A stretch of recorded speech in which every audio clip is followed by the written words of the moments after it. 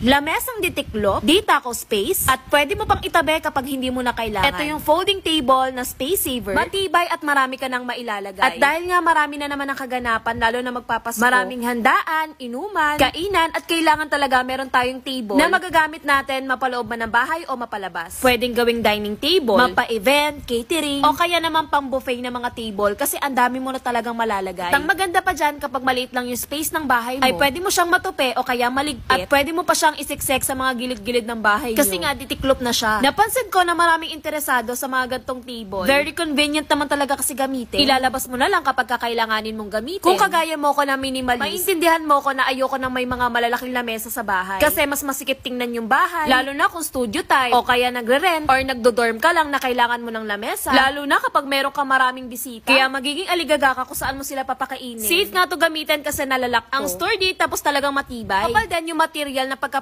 netong pinaka-table niya. May lock din yung kabilaan para hindi siya magkukolapse o kaya mag-slide. Hindi nga siya magbabaksa kahit humiga ka pa dyan. Fit na pala yung taas neto. 180 by 70 by 74 cm. Aluminum alloy na din yung pinakapaan niya. Kaya talagang heavy.